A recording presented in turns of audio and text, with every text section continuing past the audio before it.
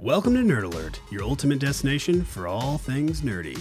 Dive into the pixelated realms and cosmic wonders as we embark on a journey through the ever-expanding universe of nerdom. I'm Tyler, and joining me today is Max and Peter, and together, we're your guides through the labyrinth of video game galaxies, TV show twist, movie marvels, and literary odysseys. In this digital haven for all things nerdy, we aim to bring you the latest and greatest in the world of video games. From console classics to cutting-edge releases, our discussions cover it all. But that's just the tip of the D20. We're not stopping there. Nerd Alert is your one-stop shop for all the pop culture phenomena that makes your inner geek rejoice. Whether you're a seasoned gamer, a movie buff, an avid reader, or just someone who appreciates the art of the nerdy, we've got you covered. Expect insightful reviews and passionate conversations as we dissect and celebrate the intricacies of our favorite realms. So buckle up, level up, and get ready to be immersed in the world where fantasy meets reality. This is Nerd Alert. Won't stay at 60 FPS at all times. Well, cool. Do we want to kick off with Max chit-chatting? You listened to the Xbox podcast, right? It wasn't live. Did they just like dump it out, or did you listen to it live? They kind of just dumped it out. It was weird. The way that they did the kind of announcement of what they wanted to talk about was through the official Xbox podcast. And so you could watch the podcast live, but I didn't have the time to because it was in the middle of work. Is that the old like Major Nelson podcast? Like it used to be Major Nelson's podcast, and now it's like the official Xbox one or something? I believe so. Yeah. I honestly, I'm not too familiar with the podcast outside of just, I was interested to see what Phil Spencer had to say on this one. Yeah. But yeah, it was just a very quick, like, I think it was like 22 minutes long. Oh, that's very short. Very concise, to the point. And overall, I would say it was fairly anticlimactic. So just as background for our listeners, as of today, February 16th in the year of our Lord, 2024, basically about a week ago, there was a lot of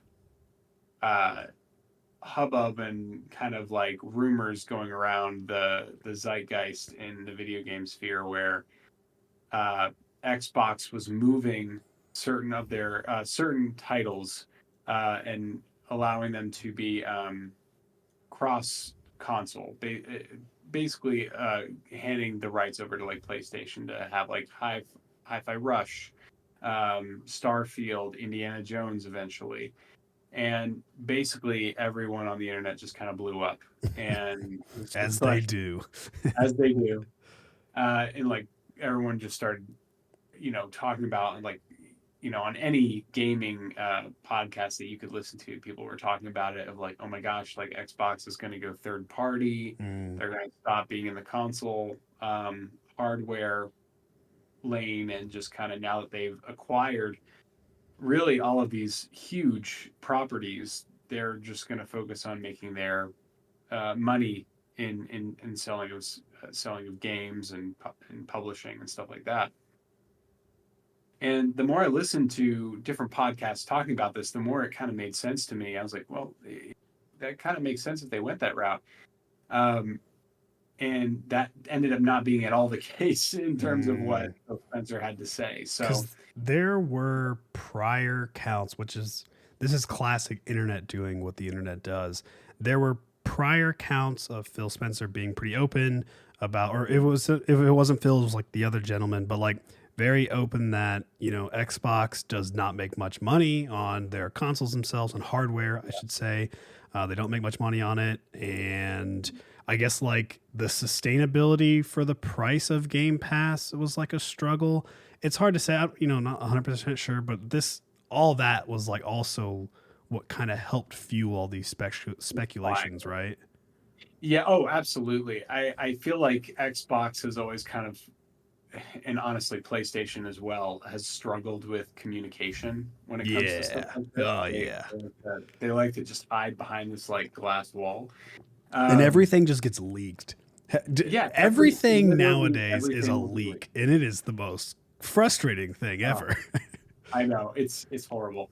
But yeah, so it was just one of those things where it made a lot of sense to me either way. I was like, it could go either way. I have no idea. And they immediately jumped into the conversation, and Phil Spencer was like, we just want to let everyone know we are opening up 4 of our exclusive games to other consoles, to like PlayStation and Switch. And he's like, we're not going to name what four games those are, but we want to allow like the developers of those games to make their announcements when they feel good and ready to. That's cool. But it was weird because like in the podcast he was like kind of hinting at what they could be, like almost like a trivia question. It's like, oh, like one of these games you're kind of on the high seas, and like I was like, okay, so that's lame. so I was like, okay, so Sea of Thieves, okay. Yeah. I was like, and he basically confirmed Hi-Fi Rush. But one thing he did state was that Starfield and Indiana Jones, the one upcoming later this year, which right now Indiana Jones is looking to be like I would say like the most hyped exclusive for 2024 for Xbox. But he was like, no, like those are not going multi-platform at all. And like so ever, or maybe just for now. I would say just for now. Yeah, like that's what I would assume. He was just I would say he was just very adamant that they are not even considering it at the given time. Yeah. But basically he was like, I want people to understand that, while we are going multi-platform with these 4 games, that does not mean that we are getting out of the hardware space. We are very much still committed to selling consoles. We're already well into development into our next console, which we will release more information on near the end of the year.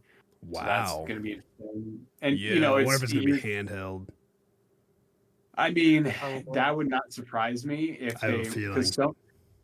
Honestly, Sony, there's been a leak that Sony has a patent out that they're trying to make another handheld. Because their first one sucked. It wasn't actually a handheld. It was a terrible streaming machine. Oh my gosh. Yeah. I got so excited when I first heard about that because I was like, this sounds like the Switch for PlayStation. I'm such a PlayStation guy that I was so excited. And then I saw it and I was like, no, this isn't it. Bro, I think they're totally going to make one, especially because like their Xbox stream, I've done it. It's not terrible from a phone. I mean, I have pretty decent internet in my house, but I could see. I think I still want to get the Steam Deck OLED because I feel like Xbox would like Xboxify theirs too much, whereas like the Steam Deck is just like a Windows PC at that point with like a Linux thing on it. But still, that's what I would think. And I'm kind of glad that he mentioned that they're still in the hardware space. I hope that does mean for like future Xboxes. I'm an Xbox guy. I think out of the 3 of us here, I'm the one. I mean, I just sold my PlayStation 5, so if that says anything about. I did, yeah. It took me like an hour. I found someone at work who was wanting it. But yeah, I mean, I'm glad that Xbox is still considering. Like, hopefully they'll still make consoles, and hopefully consoles aren't like over with. I think part of me, when I first heard about this story, I was getting a little nervous. It's like, oh man, is this like what happens? Like if Xbox is gone without a console, like that leaves Sony and like the Switch, and like the Switch is always going to be behind performance wise. And then like, so am I always just going to be like forced to play? So yeah, that was an interesting thing to happen.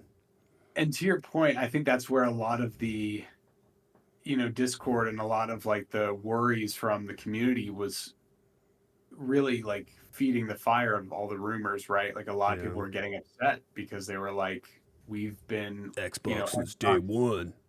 Right. And it's like, now you're like going to like stop being part of the program outside of the games you're releasing. Like, what about all this time and money we invested kind of deal? Yeah. And, but yeah, I think the thing that was just really surprising to me was that, because there's still more to kind of talk about, but that being the main fact that they are planning to cross-platform 4 games, they could have just put that in a tweet or like do what the president does, tweet it and call it a day.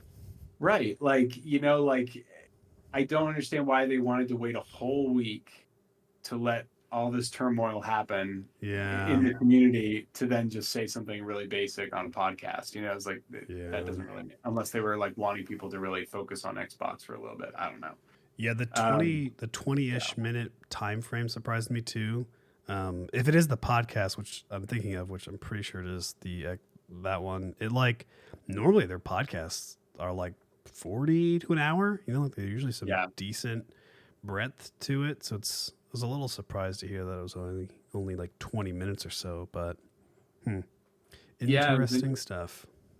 Yeah, and then really, other than that, they really just high level finally announced some stats where they were like, don't quote me, but like I think they said, they announced that there are, I think, 35 million long-term subscribers to Xbox Game Pass at this time. Oh yeah, day one, like, baby, right here. Right? Oh yeah, I mean, the minute I got my Xbox, I had Game Pass. I don't have any game. I literally just have Game Pass on my Xbox because that's where I play all my games. That's what you need. On the downstairs one, but dang, 35 million. Yeah, and I did the math because I was like, interesting, because I was like, let's just say everyone did like just like the $14.99 tier of that. Yeah, they're making almost $500 million a month with all of their subscribers. Like $500 million a month. That's like a multi-billion-dollar endeavor with Game Pass. Some people got Ultimate. Some people have like I guess just PC is like 10 or no, it went back up in price. But yeah, wow, that's wild. Yeah, I know, it's insane. And so like I'm glad that they finally released some stats because it kind of proves to me that like the money is there. Like this thing that you have, Game Pass, like it's worth billions of dollars per year that you're just, making money hand over fist. Yeah, that's crazy. That's so much money. And like just to close out with what they were saying, they were just like, and we just want everyone to understand we're still in the console game. They said, our exclusives are still our main priority so that you have some reason to come to the Xbox. Makes sense, versus other platforms. Xbox, Game Pass will only be available on an Xbox compatible device because there was a lot of rumors of like, oh, Game Pass is going to come to Switch and PlayStation or something like that. No way. No way. I don't even know how that would work. Yeah, like, it's just like no way Sony or Nintendo would even let that be on their device. Happen. No shot. Like, can you imagine how difficult that would be to emulate that? Oh gosh. I don't even know. Be a disaster. Yeah, but PlayStation can't even figure out how to do their own.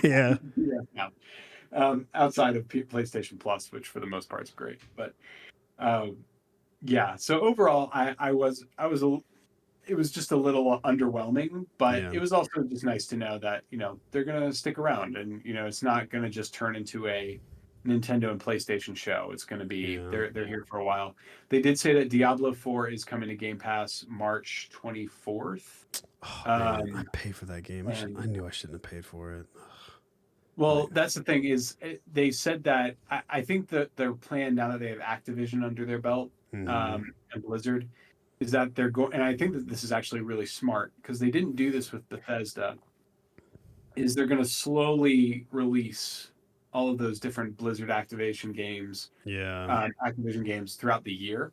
Yeah. Kind of like, which makes sense because with Bethesda, they just released everything. Yeah, all at once. One day. It's like an archive. Yeah, it's like, here's all the Doom games, the Wolfenstein games. Yeah. Here's all the Fallouts and Fallouts. Yeah. It was almost overwhelming, right? Where I actually think it's pretty smart to release games a little bit at a time as you go. But, there's rumors that World of Warcraft could come to Xbox through subscription-based kind of style, especially with the new expansions coming. I think the speculation is usually that it comes in around like end of summer, early fall. Typically, I think they say when they do it. So maybe around like that August time frame, August, September. I've told Peter, and I think I've told you this too. It's like I would gladly up my like Game Pass subscription by a couple dollars if it was just like, this includes World of Warcraft. It's like, please. Like the big reason why I canceled WoW was because I couldn't have a $15 WoW thing on top of like a $15 Game Pass. But if it was like, hey, just up your Game Pass thing by like $5, it's like, oh cool, my WoW membership is only worth $5 now. That's great. I'll totally pay that. They could have a tier like they do with Hulu, how it has the Disney bundle. Yeah, exactly. Yeah. That's Yeah, actually like get such a access to brilliant- like the Activision Call of Duties with this tier. Get the Blizzard stuff with this tier, or That's with probably this where it's tier, going. get all three. Get That's definitely where Xbox, it's gonna go. Activision, and Blizzard. Yeah, that's actually a good call, Peter. I could see that. You want Ubisoft Plus? No. No. Okay, well, we have here for that too. No. No, we don't want Ubisoft Plus. Which, speaking of Ubisoft, did they have that new? They had that new pirate game that kind of flopped already with And its Mirage? Skull and Bones. I've heard middling reviews on it. I've heard it's actually a pretty okay game. Surprisingly, I can't get a gauge on it. I guess I gotta try it out myself. Either. But honestly, that's the thing with Ubisoft. I can never get a gauge on their games, man. Like I just in my heart, I know they're going to be just games. I see diehard fans playing their games and they're having a blast. Yeah. But then I see like other like casual gamers and they're like, nah. I know. Like my friend was like, "Did you play Avatar Journey or something Pandora?" Oh gosh, yeah. That was Ubisoft? Yeah, and I was like, "No, it just looks like Far Cry, but you're a blue person." Yeah. But then at the same time, Ubisoft is like Raving Rabbids, Mario Rabbids, Sparks of Hope, which is like, I think, right?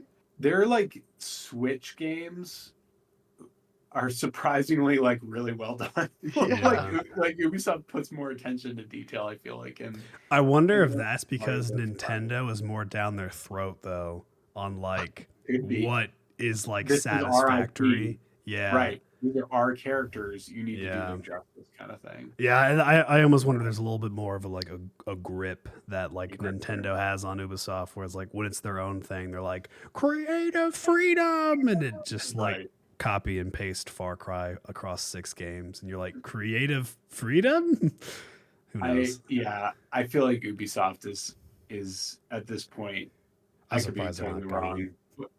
Well, I'm surprised. I feel like they are very much wanting to be acquired at this point. Yeah, like, they're asking for it. Someone, just Peter, Sony acquire Ubisoft. Peter, just own them. Do it. Okay. Under Peach Inc. Peter's just like, sure. Why not? PG Soft. PG Soft. PG Soft. Could you imagine? Sounds like just a company that makes PG games or something. But that's actually, God, that blew my mind when you said that, Tyler, because that's such a brilliant idea for them to do. Is like, hey, you want to subscribe and play World of Warcraft for the first time because you never owned a PC? Add another $2.99 to your subscription every month, and you get access to everything. Like just play through. Like in my head, I was like, I'm surprised PlayStation hasn't done that with Final Fantasy 14.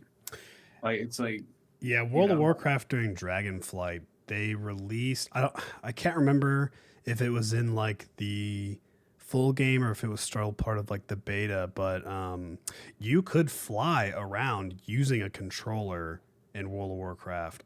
I can't remember. I want to say it was an official thing, not just like a mod, but they started adding like a weird controller support to fly around, and that was like last year, right? And that was when people were like, oh, weird controller support. Like that, it kind of felt like that was like the first time where you started seeing World of Warcraft with a controller. And it's like, why else would you put it on a controller if you weren't about to like put it on a console? So that makes so much more sense why they went towards that flying mechanic, because it would be so boring just flying around on a controller with the old mechanic. I mean, not that I know that there's some people that still use the old mechanic apparently, because there's people that were talking about they got dizzy doing the new you could, like, swoopy stuff, and so I some didn't people realize Warcraft only used keyboard still. Like that, this flying mechanic was the first foray into controller. That's crazy. Mouse and keys is the only thing World of Warcraft has had since day one. Day one and 19 something whenever it came out. That's an old one. It's definitely an old one. What's next? RuneScape on controller? I mean, it's on mobile. I don't think it needs controller. That's true. If you got mobile support, you're beyond controller. You're already getting like everybody when you go mobile, and I should say successful mobile, like not like crappy mobile or whatever. But well, sweet. Any other news we got going on, Peter? You got any news? Got any topics to bring up? Well, there was a new game that came out that was based on that Rock and Stone game we played. Rock and Stone game. It was like a dwarven mining game we played. Oh, It was yeah, recent. yeah. What game is this? It was called. I have to look it up. Deep Rock Galactic. Yeah. And apparently they just came out with a new game. The same publisher? It wasn't really the same what? The same like publisher and stuff?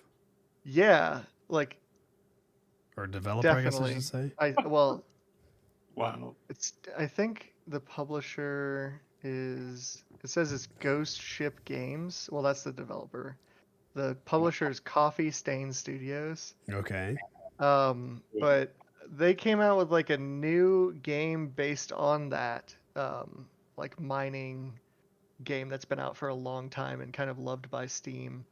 And it was like it's like a top-down shooter type game. Okay. And apparently it's getting like good reviews, like really good reviews. It's on Steam like, right now? Yeah. What are we looking at? Overwhelmingly positive? I think it was very positive last time I checked, but I don't know if it's gone up since then. It looks pretty cool. I love the description for it in Steam. It's called Deep Rock Galactic Survivor. 1 to 4 player co-op featuring BA space dwarves, 100% destructible environments, procedurally generated caves, and endless hordes of alien monsters. Oh yeah, very positive. So on Steam right now, very positive with 3,400 reviews. Deep Rock Galactic Survivor is a single-player survivor-like auto shooter. Wield the full arsenal of Deep Rock Galactic. Take on hordes of lethal aliens, mine riches, and unlock powerful upgrades. It's one dwarf against all of planet Hoxes. Honestly, it looks so fun because the concept of the other game is like, there's a lot of games out right now that are like first-person survival looking. And or mining, first person like Astroneer, all those types of games.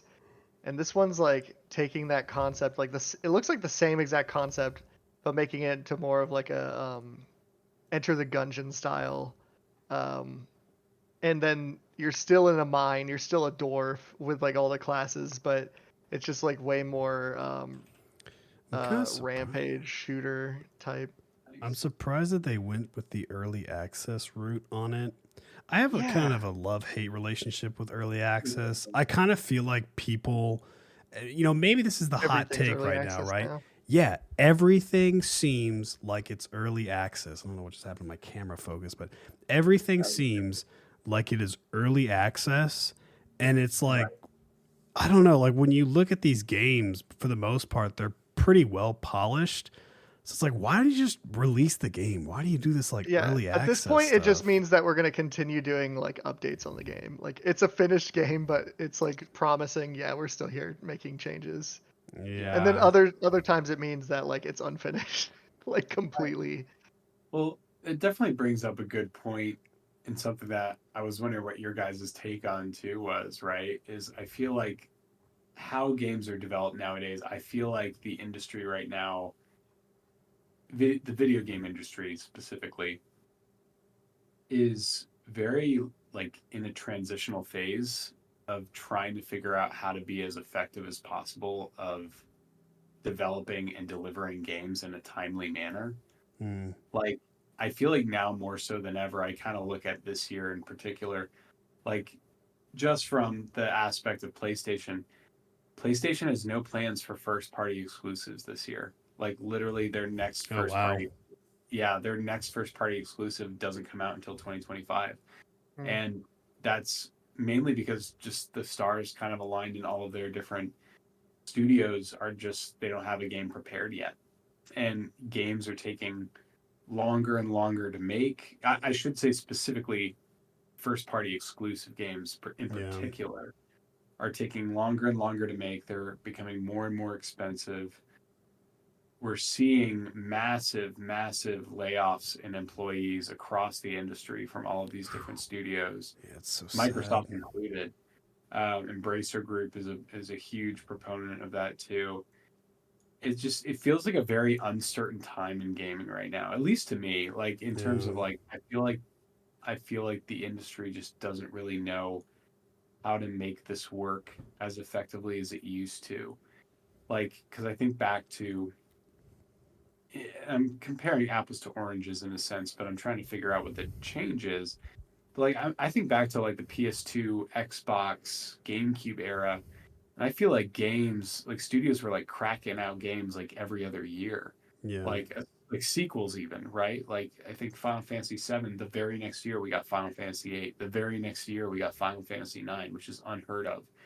Now Final Fantasy games, it's like 10 years in between each one, which is a crazy amount of time. Yeah. And like, I don't know, I wonder if we're going to start seeing again kind of a rise back into double A, I guess is the term, games of like games that don't necessarily need that immaculate sense of realistic graphics or, you know, uh, god tier score or, you know, like a 70-hour campaign. Like it's Yeah. like, I'm wondering if we're going to start going back and like seeing more of that or more third party games. Um, and if first party exclusives are going to become fewer and farther between and become more of like a premium commodity whenever they do arrive, because like Spider-Man 3, whenever that comes out, is going to be a premium experience, so it's like, but it's Maybe like another indie boom as well. a Because what? there was another indie game boom. Is that a double A game? Or indie games considered double A? Or is that one tier lower or something? Or not even on the... Independent games, I almost feel like, at least from my understanding, they're almost considered like their own kind of subset. Like it's like Okay. first, second party, third party, and then independent games are just, those are games that are just built by uh, individual studios that don't necessarily have like big studio backing. And honestly, over the course of the last few years, I find independent games to be some of my favorite. Sea of Stars comes to mind, but that was my game of the year last year, and that was like a very Dave the small Diver. development. Dave the Diver was great. I finally Yeah. got to play that, and that was incredible. Oh, Yeah, nice. yeah, it was so good. It was like, I think to kind of like give my opinion on that question, I think, and I think this is an issue for a lot more than just gaming, but I think that people nowadays are more connected than what the human was built to be connected to. I think as just like human beings, like I feel like we were more designed to be able to handle like our immediate area, like our families, our extended families, and like our communities, our towns, right? And now with like social media and just the internet in general, one person can now be connected quite literally to the entire planet. Like this podcast, we're not getting listened by that. But the theory is like this podcast, the three of us can be broadcasted. We're going to post the thing to Spotify, Apple, YouTube, all that kind of stuff. It is accessible by everyone that has access to the internet. And I think that web is just so massive now.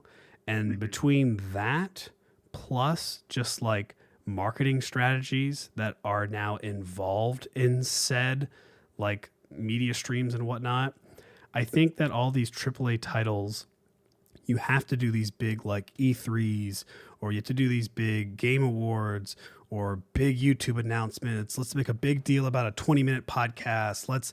We're going to do our PlayStation showcase, blah, blah, blah, blah, blah. Like marketing, outreach. And you have all of that outreach and stuff. But then you have the influx of the people reacting to it. And so, like, if a game sucks, it seems like it's the worst thing to happen in the history of gamer history. Like, it's not just like a game just sucks anymore. It's you guys defiled me. You made a game. You promised me it was going to be the greatest thing ever in my life, and it absolutely bombed, and I now hate you. And you have that, but you have it times like a billion. 100 million. Yeah. Easily, right? And so I think because of that, it's putting so much of that stress on these like third parties. And like, imagine yourself, because you mentioned like the PS2. So let's take a step back. Imagine ourselves in that PS2 era with the GameCubes and things like that. Like when you had a game that was kind of meh, it was like, that wasn't the best game in the world. I'll just trade it into GameStop. I'll get some used credit. Maybe I'll buy another used game. No harm, no foul. Kind of stunk, but it's all right. You probably were more likely to think, that game was fine, versus that game was the worst thing I've ever played in my life, right? Like, if a game was bad, you were kind of just like, yeah, that wasn't the best thing I've played, but it was cool. It was a video game, had some fun. But like, and you didn't have that interconnection. Maybe you talked to your friends at school, or maybe your neighbors, right? Like, that was your web of like connections to kind of chat about this game about. But now it's like, this was awful. I got to go to Reddit. I have to go to Twitter. I'm going to make a YouTube video. I got to tell this. I'm going to at Phil Spencer, at Xbox, at the game developer, at this. And now you plus all those other people are doing that. And it's just hounding these like AAA, I don't know, like developers or AAA games. First party stuff. And I think it just makes it infinitely harder to do that. Whereas like an indie game, it'll come out and it might be a fine game, and maybe no one really hears about it. And that's cool, right? And then it's fun for the people who try it. Maybe it comes out, it's not the greatest thing in the world, but it doesn't get too much hype around it, right? And it's fine. And then you have your occasional, like a Dave the Diver, or like Stardew Valley, like when it blew up. Like sometimes they do just blow up, and it's just for a good reason. It's like, cool, this just blew up and it's awesome. But like, on the other side of it, it's not as hurtful as like if Spider-Man 2 was the same experience of like Cyberpunk, that would be game breaking for Sony, right? But if Stardew Valley came out and wasn't that good of a game, I mean, he was just doing it alone and was like, this was a pretty fun project. And if it was kind of just like, that wasn't that fun of a game, dude, it sucked. And it's like, oh, well, I tried. I did it alone, but okay, you know what I mean? So that's my long answer to why I think it's getting a little bit more tricky for all these like first parties. I think we're too connected. I think the internet is a scary place to live. People are, this is also kind of a little bit of news, but people were banding together for Hollow Knight's Silk Song. So that's been one that's been in the dark for a while now. I think 5 years since they announced the next new game. Mm-hmm. And apparently the latest move by the community, there's been dead silence. Actually, I think it's like since the last update. It's been like 5 years or 2 years maybe. But 5 years since they announced the game, 2 years since the last update or something like that. And then they said there was like a whole subreddit of like Hollow Knight apparently, which to me it doesn't matter at all. It's like I don't care at all about that. That's not how I get my news. I don't use Reddit. But it became news that the community on that subreddit, they came up with the idea that they're going to delete that subreddit, which apparently a lot of fans of that game use to get their updates. And so they were banding together almost like in a petition of saying like, we're going to delete this entire subreddit if you guys don't tell us anything like within like the next week or something. And it's like that kind of goes with what you're saying, Tyler, with the whole people just want to band together in emotions, I guess, sometimes in anger, in frustration. It's that mob mentality. Just to, after these game companies, which even for indie developers, they'll do it for like anyone. Yeah. Not and large companies, small companies. Power World had the controversies. Yeah. And it seems like almost every single game at this point that comes out, there's always a controversy with it. Like the last 3 games I think I can think of that came out had a controversy around it, and people just wanted to break onto the internet and complain about. Yeah, I think that's a great point. I feel like every game release nowadays, every big game release is almost like a ridiculously big event in a weird way of like, okay, this came out, the embargo's over on the reviews. How did it do? You know, like is this trash or is this good? Like, you know, and I'm like, A if it's public trash, flogging of right? video It's like, Yeah. games. Yeah. it's like legitimately, it's like a public flogging, Or the and it's like, Colosseum of like yay or nay.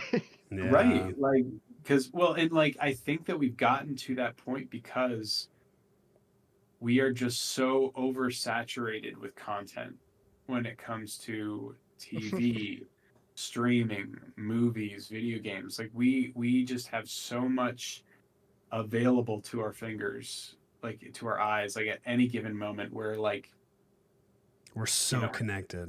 Like we're so we're connected that so like connected. it, we literally, like, if you can't keep our attention for longer than 5 minutes, or you can't show me something that's worth $70 of my time just from like me watching a clip of like how good the graphics are, how good the quality of the writing is, the story, whatever, you're done. I'm moving Yeah. on. Like, this wasn't good. And basically people just disregard or even trash talk this labor of love that developers have worked on for years. And then they release a game and either it gets no love or it gets avid hate. And I feel for these video game developers. Like, they are such hard Yeah. workers, and like they they just get dragged through the coals, man. Like, it's just, it's, you really got to love your craft if you're in that industry, for sure. But it's just hard, and it's like I feel like right now everyone's chasing that unicorn of Fortnite, right? Where it's like, I think to this day, like, I don't even play Fortnite, and I know it's like the number one video game of all time right now. Like I know you guys play it all the time, Yeah. and like like PlayStation is just trying to chase that unicorn. Like, they're just like, we need to get into the um games as a service industry. Like, we need our own Yeah. Fortnite kind of thing. Like, I'm sure, you know, and I just don't think it's going to happen. I think that just like that oversaturation, there are these other games that, like, I think right now there's only, I think, 4 or 5 big Speaking games. Like, what? of double A, going back to what you were saying on that, Yeah. I think that's the direction that like Fortnite's going, because that games as a service thing and their new partnership with Disney that was announced, and Oh their yeah. latest release of Rocket Racing and Lego Fortnite, those were like those were games that to me seem like, and it's not to say that there wasn't a lot of effort put into it, but playing them, you can really get through them not like in Quickly. a very short amount of time, I think. Mm-hmm. And um, it does kind of seem like that double A game to me, like where if more and more companies like see the Fortnite model and they're like, oh, you can kind of just like create like a 10 games that are based on like pre-existing concepts and just throw them out there. And like people will just kind of buy these microservices and stuff that you have that correspond to all of them in different ways. It's like, Yeah. yeah, maybe that's, I don't know if I like that direction, and I kind of, you know, No, I feel it. but I don't know if I like the direction either. it's But kind of yeah, scary to think about. you know, right. But yeah, I definitely just wanted to mention that and get your guys' take on it. So I appreciate that feedback, because I've Yeah. been thinking about that lately with like everything I've been seeing, where it's like, this is an interesting time in the video game sphere right now. Yeah, I would not want to be a video game developer with just seeing how much hate and like cyberbullying that people Mm. are doing to these like video game developers. I mean, it's just absolutely disgusting, and it's just Yeah. to like see people, I don't know, do like that. That is where I'm just kind of like, look, it is just a game at the end of the day. I understand that Yeah. it's like a big passion for you, but you should not be like sending death threats to developers. Like, what is even the point of that? Yeah. And I think it's like, I don't know, I think it's gonna like deter some kids from wanting to be developers. I on that topic of like what Fortnite does, like they have Unreal Engine, and they released the I forgot what it was, like the Fortnite like Creator 2.0 or something like that, but Okay. it's like now empowering people and kids of all ages to like kind of get a little bit of like Unreal development while you're inside of Fortnite and like creating and all that kind of stuff. And it's smart because in theory, these Epic is just like, let's empower who could potentially be our future employees. let's give them training that is free for them now, and then eventually they're going to make us money. Like, you never know, right? Like, it's a pretty good little business model they got going on. Yeah, for sure. But yeah, I mean, outside of like Epic Games and kind of like what they do, being a first party, just kind of like video game developer right now, just doesn't seem like the place to want to be. But yeah, for sure. So what all not to like quickly change subject here, but is anybody playing anything pretty exciting? Anybody doing anything in the nerd realm that's pretty fun that they want to like chat about? Well, yeah, thanks to my friend here, Max. I'm trying out Rain Code. Okay, tell us about it. What platform's it on? What's it about? Well, it's sadly only on the Nintendo Switch, which like for me, well, because to me, I'm like, for other people to want to experience this game, it's kind of locked down to this. If you don't have a Nintendo Switch, you can't play it. Like, whereas the other titles like Danganronpa, I feel like were like multi-platform. At least I don't know how they were when they first came out, but I know that when I started it, it was like on everything. Yeah, when they originally came out, because I was there day one, it came out on the Vita.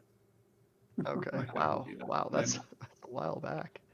Well, it just sold like pancakes. But keep going. Sorry, for Rain Code. Yeah, it's really a lot like Danganronpa. If you haven't played that, that's kind of like if you haven't played that, it's kind of like Ace Attorney, and if you haven't played that, it's basically a detective game. Keep dissecting it down 2D to its smaller form. And more anime, really. And it starts out, without giving away too much, you're just kind of a detective. You lost your memories, and there's a train that you're kind of boarding. You have no idea why, but you kind of slowly figure out little details here and there, and you meet some new characters and whatnot. And then there is a kind of fun little train mystery that you have to solve, which I personally like mystery games, and you like trains a lot too. I do like trains as well, so that's a big thing, like a train mystery. Murder on the Orient Express. I love that's a fun one. But yeah, you kind of go through, and there's a lot of twists and turns, and this one's a little bit more in depth with the world building, which I think is cool.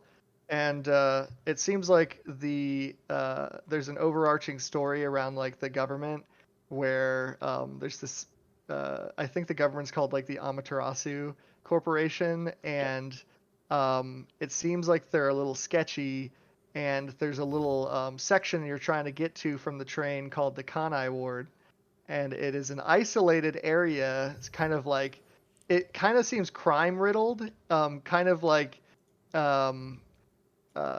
controlled by this government in a particular way for particular purposes. I don't know what yet, because I haven't played far enough into the game to find out. And that's kind of what you seem to be, your purpose is to kind of uncover the mysteries within this Kanai Ward. And you have like a crew of other detectives that you work with, and they all have like amazing personalities and character like archetypes, I guess is the word, or there's just like fun quirks for everyone. And so it's so Spike Chunsoft. Like, I don't know how to describe it. It's just like so their thing, the way they create their characters. I don't even know if it's like, yeah, it is kind of like anime, but it's like their own thing too at the same time. Just like the way they design their characters. They all have such uniqueness about them, and so that's always fun. And there's little, like, the way you solve the mysteries are kind of developed in a way that they're kind of like action sequences, and very dramatic. Almost like you're in a boss fight at times. So yeah. I like that Amaterasu is the name of the government, which is also the sun god. That's like the meaning of it. Or if you're a Naruto fan, Amaterasu is the black flame that burns for 7 days and 7 nights and is inextinguishable. But that's what I thought of when I was like, yeah, that sounds familiar. Also, and then other than that, I was just gonna say Yeah. Mario Rabbids Sparks of Hope. yeah. Which was just Not fantastic. Starks of Hope. Not Starks. And yeah, that one's been out for a while, so might be more familiar to people, but it's I always really I enjoyed this game a lot. I never played the original, but really fun strategy game. Very cool. Apparently, Grant Kirkhope, who did Banjo-Kazooie, did the music for Mario Rabbids. Wow. I Yeah. didn't realize that. I didn't either when playing it, but I just found that out. It's pretty cool. Yeah. Another fun Amaterasu, Amaterasu the Wolf from Okami. Oh, yeah. Oh, favorite games of all yeah. time. Yeah. I just looked at that, the copy that I have in my living room on my shelf, and I was like, I have this game. I gotta try it again. That game is still in my top 10 to this day. What about you, Max? What have you been up to? Oh man, I don't think it'll be a shock to either of you. I've been just diving into Persona 3 Reload. Oh yeah. Basically the remake of Persona 3, which was originally a PS2 game, and it's just Persona. It's your basic Persona game. If for anyone listening, if you played Persona 5, you would be very well at home here with this game. I think Atlas has really discovered this very kind of perfect sweet spot of JRPG goodness with the Persona series. They're always a mix between turn-based JRPG with I'm trying to think of the right way to dating sim, daily activity sim, like Life in some sim. weird. Yeah, it's a life sim. It's a mix of like that action versus okay, what am I going to do today to better my character and my social links or better my personality traits? Am I going to go play a video game and raise my academics somehow, or am I gonna go talk to this person? That I want to learn more about their story and. Persona 3 was the first Persona game I ever played, and really what got me hooked into the Persona series. And it's been absolutely awesome getting to replay it in a new engine. It's in Unreal, I believe Engine 4. I don't think there's that many Unreal Engine 5 games out yet, if I'm not mistaken. But the game looks beautiful. It has the same kind of cosmetic look as Persona 5. It's just instead of the very like, what's the word I'm looking for? Stark red and black. It's more of like a soothing on the eyes, kind of bluish tone, very ocean feel. And the game is very kind of melancholy and somber. The story kind of revolves around the idea of how do you handle the knowledge of that death is coming for us all in some way, shape, or form, and how do we handle that? Wow. Like, how do we come to terms with that? It's deep. Yeah, it's the darkest Persona game out of the 3 big ones, which are Persona 3, 4, and 5. Persona 5 was very much more about society in general, of like, what as a society are we apathetic about that is truly ruining us as a culture, which in its own way is a great, story. But Persona 3 is a very personal adventure, I would say. It's more about how, loss and handling death and handling situations that I'm trying to think of a way to say this without it spoiling anything, but it's like a lot of the main characters, a lot of the social links are all dealing with things where they may have done something that they cannot take back, that they have to deal with the consequences of, and they can either rise to meet those consequences and accept them and come out the other side better, or give in to them and become, and just not. Um, and so replaying it has been absolutely amazing. They've really refined it in a lot of ways, the combat to really match Persona 5. I forgot how much I love the main characters. You are kind of a bit, you basically, it's a high school group once again, another very anime game. And uh, your character goes to this school called Gecko-Con High. And it's this very like high tier private school in the middle of this random lake that's just surrounded by water. And you arrive at this town, and the dark hour happens, which is the hour between midnight and 1 o'clock, and time kind of stops. Everything goes green, and everyone in the world turns into a black coffin, except for people that have the ability to have a persona. Um, and so uh, you kind of have to figure out what's going on with this dark hour, and you meet your fellow classmates that have the same abilities as you do, and you find that your school during the dark hour turns into this giant palace called Tartarus. And basically, instead of how in Persona 5 there's individual dungeons for each of the main villains in each arc of the story, Tartarus is the one dungeon, and you're just constantly climbing it up and up and up and up as more levels of it are available after every full moon. And you just need to reach the top and see what's there. In a way, it gives me Made in Abyss vibes, because the higher you go, the more uh, disturbing Tartarus gets, and the more like it becomes heavy on the psyche. And how these characters are dealing with their internal turmoils as they climb this tower. And so that's what you can do. Like during the day, you're doing your school stuff. During the night, you're climbing this nightmare tower to the top.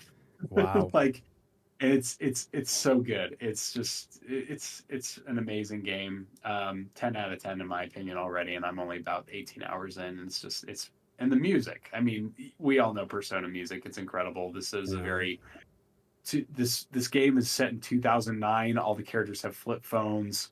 It's that very like what an it's era. that like, I know, right? The best era where everyone you're talking to is like, I gotta get home. I'm gonna miss my show. And just yeah, I can't recommend it highly enough for anyone that likes JRPGs or the Persona series.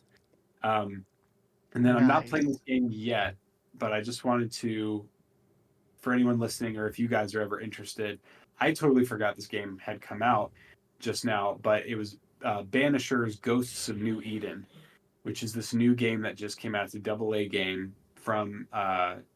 It basically is this game about this couple who are called Banishers, and they sail from Europe to the New World. So this is set in like the 1600s, early 1700s, to America, and land in this place called New Eden. And their job is to find ghosts and banish them or ascend them to heaven, or banish them to hell. And it's almost like a detective game in its own right, because you're meeting people in these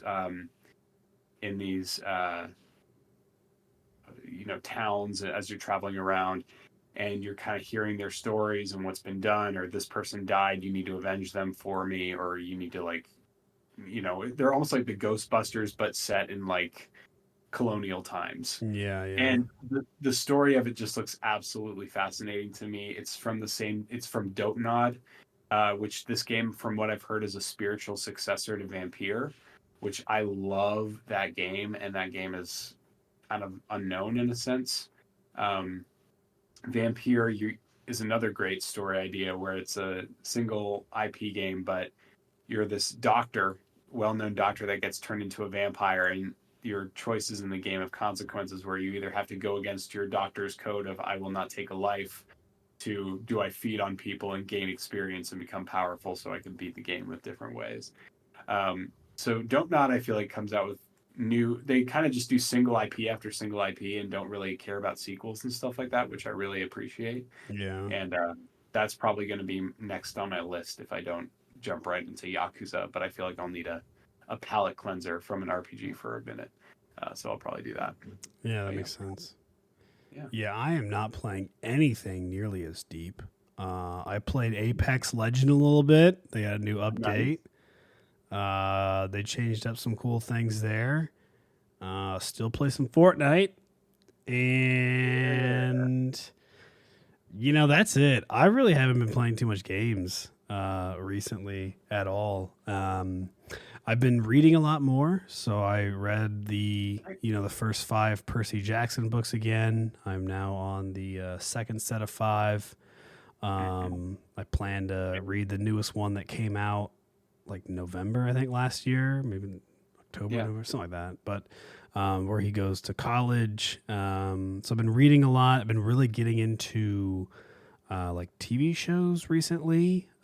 Julie and I just watched the first episode of For All Mankind on Apple TV yesterday. Great show. That show is very good. The first episode, the show's about if the race to space was still going on and the Russians were actually the first to land on the moon.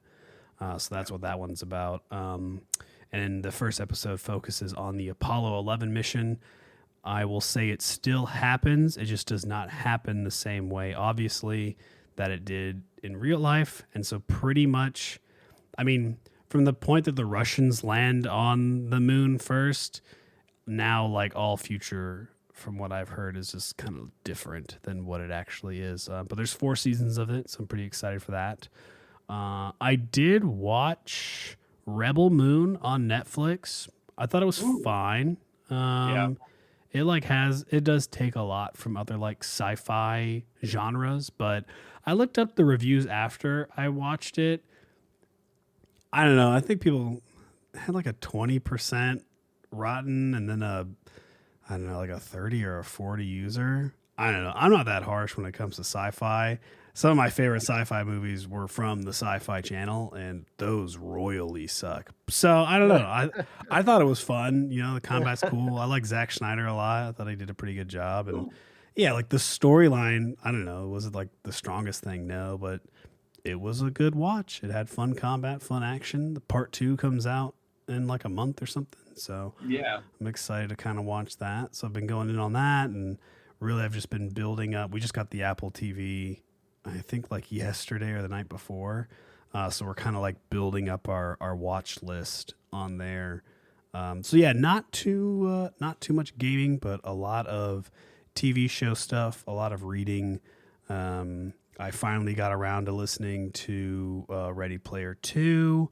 That book stunk. I got around to. Oh wow! Oh yeah, it's awful. It's I really didn't know bad. they made a second one. It had a lot of good potential.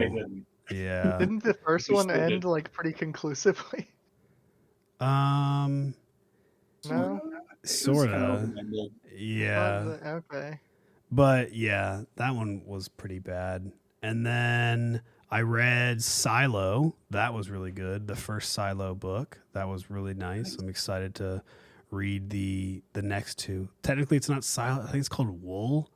And then the next one's called something else. And then there's like a third one. It's kind of confusing. It's like the book was made and then there was like 4 short stories. And then they ended up just combining the first book plus the 4 short stories. And then they just made it as to one book. And then they did 3 more short stories. And then they made that into the second book. And then there's just the final book, which is a full book.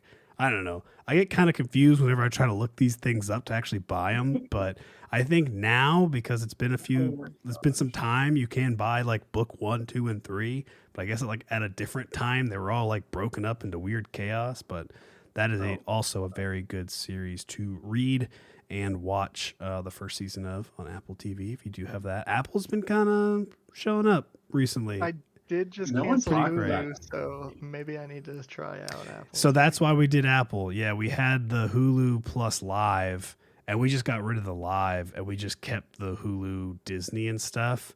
And so we were just like, well, we kind of already budgeted for like the Live, like these last 8 months.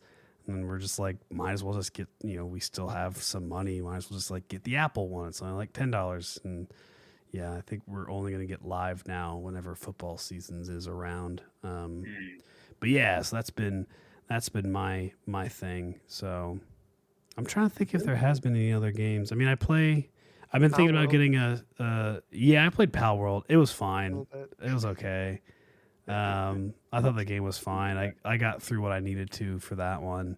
I've been like That's really okay. interested in getting the Steam Deck OLED. I have a lot of desire to be able to just like lay on the couch, lay in bed, but not just have to play like Switch like games or like ROMs on my Android phone. Like I really like the idea that I've played around with Xbox streaming on my Android phone, and it seems to actually work pretty decent on my phone. So I'd be really curious to see like how other streaming does. I've done the Steam streaming, and it like went pretty decent. So yeah, I'm kind of interested in getting that. You can download games like to it. Like a big part of why I want the Steam Deck is so I can play a lot of like the indie games that I like, but also be able to like play them with like mods. So like I really like to play like modded Stardew Valley, which you can only do on a PC, but you can also do it on a Steam Deck. Nice. I like a lot of those like farming and like life sims, but then if there was a game that was like a little bit more demanding, like let's say Cyberpunk, you can actually, just have it on your regular gaming PC and just stream it to the device. And people have said it like really does work out pretty decently to where obviously like your PC handles all the load and you just get to kind of stream it wherever you want. But I mean, there has been some decent optimization for some games. Like I was doing some research, I saw some people play Baldur's Gate 3 on the Steam Deck, pretty playable, all things considered, which I thought was pretty impressive. And that was like straight up downloading it to the Steam Deck and like letting the Steam Deck run it itself. So it looks like it's a pretty good console. It seems like the OLED, unlike the Switch, it actually like increased performance and stuff, like had like better battery life and has like more hertz on the display and things like that. So, which I thought was kind of funny that they made changes where the Steam Deck or the Switch did nothing. I think even the fan has been improved on the OLED Steam Deck, and like it doesn't get as hot as like the original one. So that has been my quest right now. That was one of the reasons why I sold my PlayStation 5 was to get some money to go towards a Steam Deck. My PS5 also has been collecting dust for a year and a half, 2 years. I played Spider-Man on it, and that's been the only game I've played on it recently. So I was like, I think it's time to get rid of this console. I don't want it to keep collecting dust, and rather sell it now where it's kind of still worth some money versus like in 2 more years when it's like, yeah, you can get maybe $200 for it, and like that's it. Or you could wait 30 years. Yeah, then it's an antique, exactly. But yeah, that is all I have been playing. Any other news? We want to just like wrap it up here. Yeah, I think I'm good to go. That's really all I had. I feel like in some ways this just kind of talking about what we've been doing has also kind of given some ideas of what we wanted to recommend to people. Yeah, that is true. Yeah.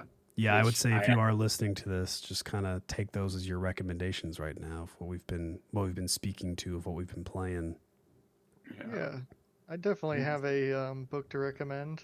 Go for that I started. I know I already recommended it to both of you.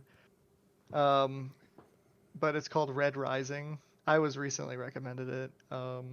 It's pretty cool for a sci-fi, and I'm not such a big reader. I started listening to the audiobook, and I think one of the things that really captivated me about it is the person who voices the audiobook. I think it's like an Irish or Scottish accent or something like that. Nice. Which is kind of fitting because I think the main character is like, he's part of a colony where everyone's kind of like split up into caste system, I would say, and the lowest of the caste system is like the Reds, and so I think they have like red hair and stuff like that, and red features. They call them like rustic and rusty, and they're kind of like the mining colony, and they kind of support the overall. They're supposedly supporting like life on Mars and terraforming and trying to help sustain like colonization throughout the solar system. And but that's what they're led to believe, and they're kind of like their core traits and their culture are like obeying and kind of stuff like that. Just like obey everything that the higher ups tell you to do. That's like the one of the greatest values to them. Just constantly do your work and things like that. And so but Mars. yeah, and it's just kind of this dude is such a like gritty guy, and as he goes through, he has his wife, and then he eventually like kind of has a critical moment where they basically take his wife's life, and he kind of goes on this revenge plot because of that. She meant so much to him, and they kind of disobeyed. They broke like one rule, kind of like in Harry Potter where they go into the Forbidden Forest, and you're not supposed to. But of course, in Harry Potter, they're not going to take your life over that. But it's an interesting comparison. Yeah. But like they entered like a place that was like a forbidden forest, basically, that was only meant for the higher ups, and so they were caught. They get publicly shamed by the society, but that's all the guy thought it was going to turn into. But his wife actually wanted more for their entire colony, and so she actually has more of a sense of freedom, and so she's like encouraging him to break the chains. That becomes like a big theme right in the beginning of this. I think it's like a 6-book series, and this is just like a third of the first book, basically, to set things off. So his wife basically becomes a martyr, and he's like extremely furious at this society for there's like a whole emperor who basically like encouraged his wife to die like in front of everyone on camera, and so he was just distraught. And so needless to say, I was distraught. He essentially was picked up by another group that, you know, like an underground group that was plotting beforehand, and they basically use his like anger and motivation to he's gonna be a critical part in like infiltrating the higher ups. That's yeah, exactly. So that's kind of how that's going. The character development in it is very good, and the voice acting is very good for the audiobook. Nice. So I think it's the only reason why I got through Ready Player 2. Will Wheaton was the reader for it on the Spotify one that I listened to, and I used him to like. He was also the one for Ready Player 1, and I listened to it and I was like, oh, man, he did it really well. It was good. It was definitely the reason why I got through the second one, because the second one was trash. It makes a big. I wonder if I would like this book if I wasn't listening to it. Like, yeah, audiobooks, they make a big difference. It's nice, I know. Especially when you're at work and you're just kind of like chilling and listening to it while you're working along. Well, cool. Mm-hmm. Well, we appreciate it, everyone who is listening. We know it's been a long time, which I think we say pretty much every podcast at this point. But we have some cool things coming in the horizon for Calling All Nerds. We won't give too much information about it now because it could take 12 months, who knows, to actually get it going. But we have some cool things coming in the future. We are going to definitely try to start doing this a little bit more, and also doing some things on the back end of just like chatting, and who knows, like there's some gaming news to talk about, but there's also just some things that we're doing. And so maybe, some podcasts will just kind of focus on that. Maybe we'll just have a podcast here and there where it's like, hey, we're all playing the same game. Let's just talk about that the other time. Who cares about the news that's going on? But well, either way, whatever we talk about, we do appreciate all the listeners out there. Be sure to give us the thumbs up and follow us on all our podcast things. We don't have social media because I think we all equally dislike social media, but you can find us on Spotify and Apple and like Google Podcasts, which actually I think Google Podcasts doesn't exist anymore, and it's like part of something else. Doesn't matter. There's podcasts out there, and you can find us. So be sure to tune in, review us, follow us, give us the thumbs up, all the things. But with that, we shall see you all next time. Bye-bye. Bye.